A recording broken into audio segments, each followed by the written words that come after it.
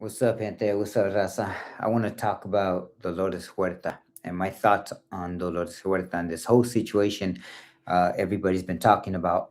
And just to let everybody know, I've been wanting to do this, but I had to step back and let others speak and make their statements, including several groups I belong to, including the Brown Berets, La Mesa Nacional de Brown Berets.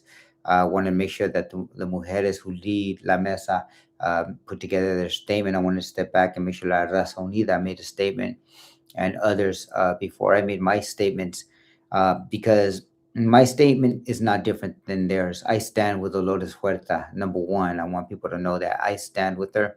I think we should believe her. I think any woman should be believed at this time, and we should take her serious.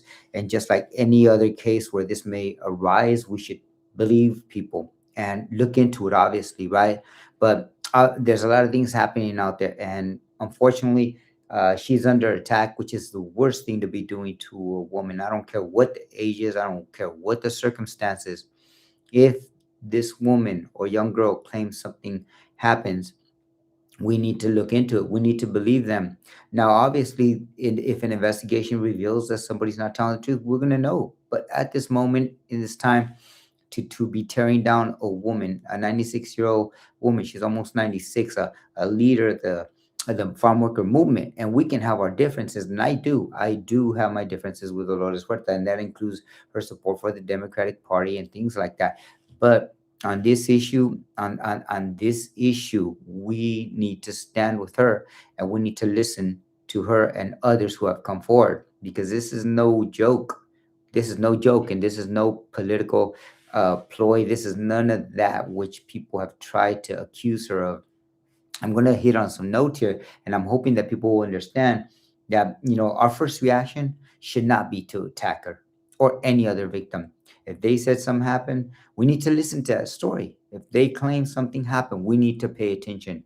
Don't throw people on the bus. Don't make personal judgments. Don't say she had kids with all these men and all, and this is why you can't believe her. Don't get into her personal life. Don't talk about how she lived her life. I don't care what the person's background is. They make a claim. We need to hear them out. We need to stand with them. A lot of people out there already, they're trying to say, I'm not taking sides and I'm going to wait. But then they're throwing her under the bus on a personal level.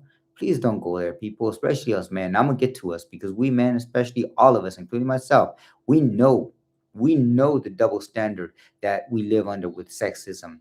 We know the privilege we have and how we can, get away with things that women can't in this male dominated society. So we sound really ignorant, really ignorant. We start judging women and judging their sexual encounters with whoever they were with.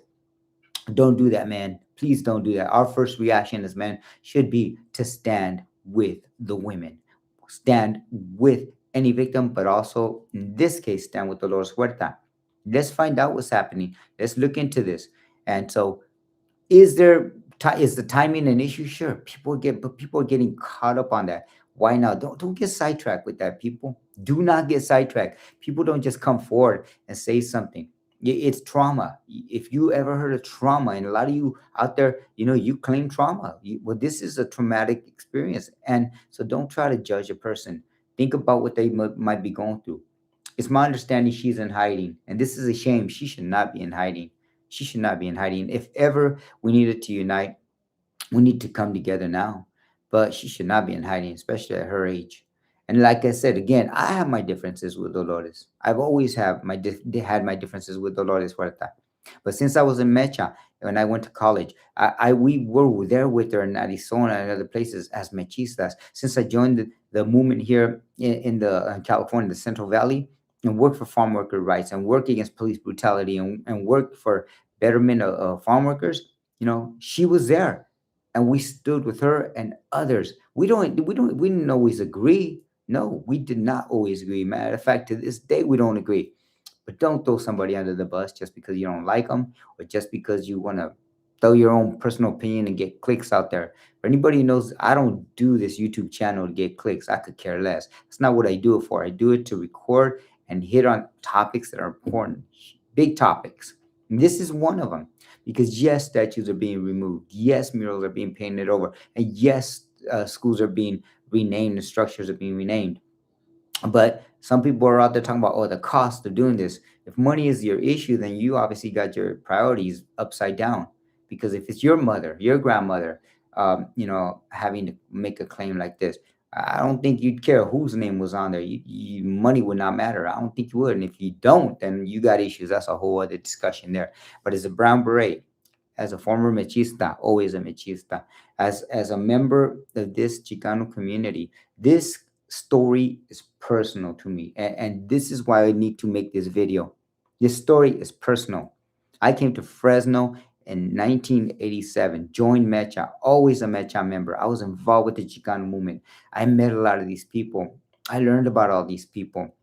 And luckily, we're here in the Central Valley, not too far from Delano, California, with a great boycott led by the Filipinos, who, by the way, yes, that's another difference I got with the history that's been told is Filipinos don't get enough, credit. The elderly men who were living and led the movement, they're really on. But that's a whole different other story we'll get to later on. We saw a lot of this, but it's personal to me for a lot of reasons. It's personal because there was a lot of people here. We heard the rumors. A lot of us who were youngsters out of high school back then, we didn't have social media. All we had was books. But we heard the rumors that maybe people were related, that maybe this child or that child. But those are rumors. And as machistas, as Chicano activists, we didn't have time to pay attention to foolishness, especially when Dolores never dignified it. Just Cesar Chavez didn't even dignify it for that matter, but she did not. And that's what mattered. A lot of us chose to just go on because the bigger fight was the farm worker movement. And Dolores made that point, and I think people need to understand she did not want to risk all the gains made by farm workers. And if you have never worked in the fields, which I have, if you have never been undocumented, which I've been, if you've never had to run from ICE or the migra like I had to, you will never truly understand the changes that were made. Because up into to those years, people were still working in the hot sun, no rights, no pay. The women had to hide behind towels along with other women to go to the bathroom because the sexism out there, the machismo with the people out there who were running the place, including the mayordomos who were working us like slaves, right? I've been there. I know what it is to be undocumented. I know what it is to be in the fields and not get paid enough and have to struggle because you basically legalized slavery. That's all it is legalized slavery. So she made those changes. She made them happen. And she said that she pretty much sacrificed her personal life for those gains. And she didn't want to take away from that.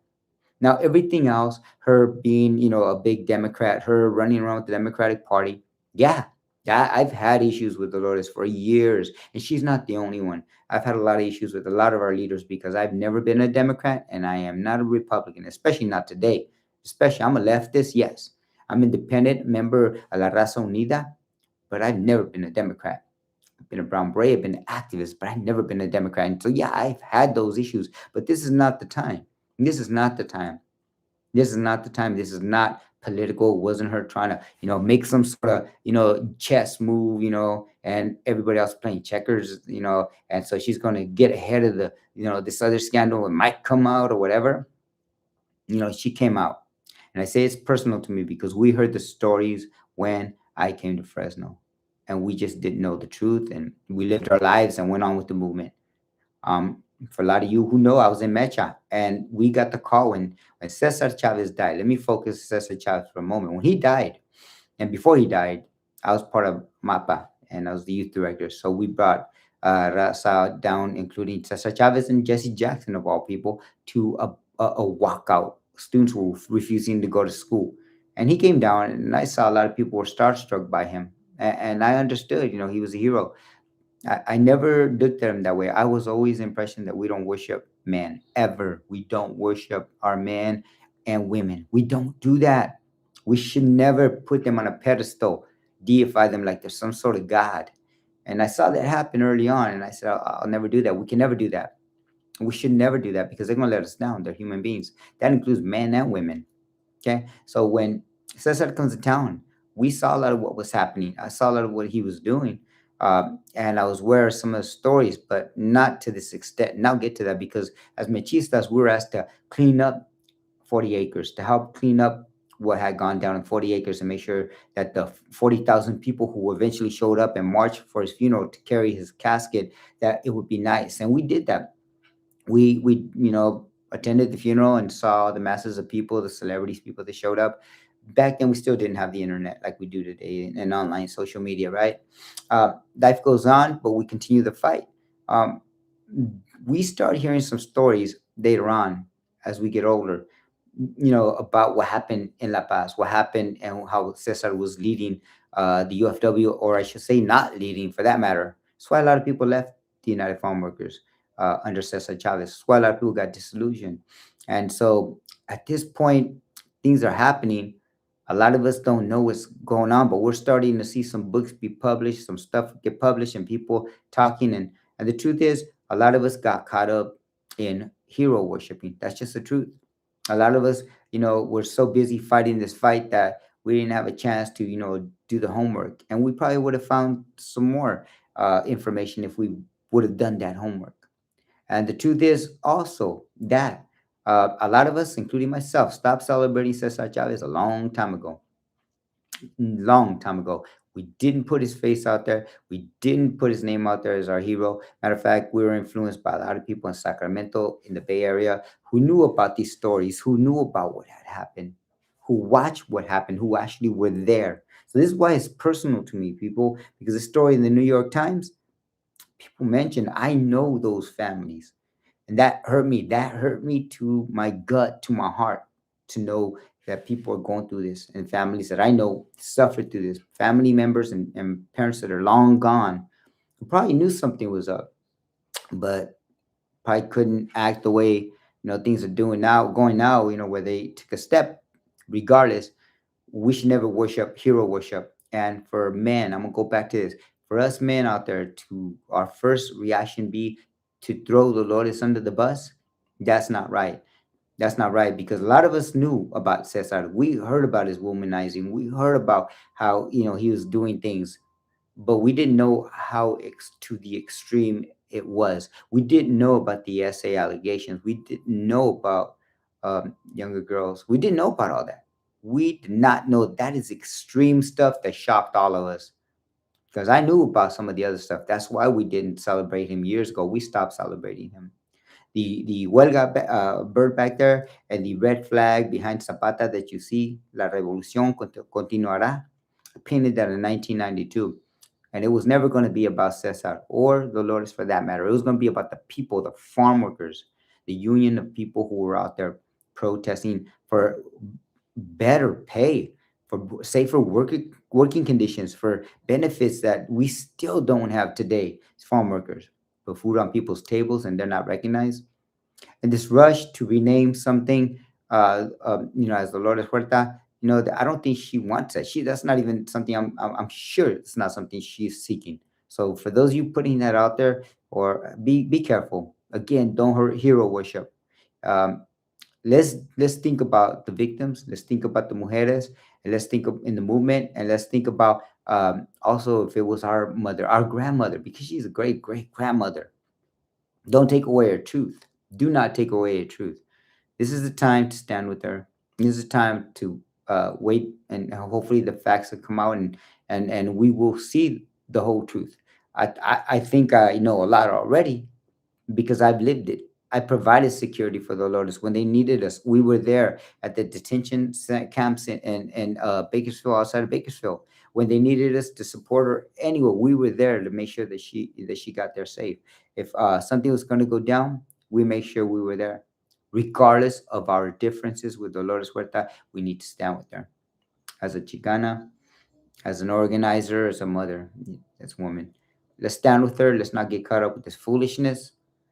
And then we have to also look into our own movements, and think about what's going on, because if there's anything we can say about the Chicano Mexicano indigenous community here, which we know as raza, right? If there's anything we could say is that, yeah, we're acting. Yeah, we're definitely, there's going to be some accountability. We're acting. And some people are saying, well, it's too quick, don't do it. How do you know? No, we're taking action. That's the way it ought to be. We can at least take pride in knowing that we're taking action and seriously, looking at this issue and how we're going to handle it. Yes, we shouldn't cancel people right off the bat. Yeah, that cancel culture during the Me Too movement, that's important. But a lot of that too was led by white liberals, and that's harmful to a lot of people of color, especially the men. But that's not what's happening here. And there's a lot more underneath the carpet. There's a lot more that's been going on for years, and some of you probably have not lived it. I was young enough to have elders. I was young enough to have maestros and maestras and leaders who told me early on about the womanizing and stuff that happened. And unfortunately, we just didn't know to what extreme. So at this moment, stand with Dolores Huerta. I think that's the right thing to do. I don't have anything else to say. Stand with mujeres. I hope I'm out.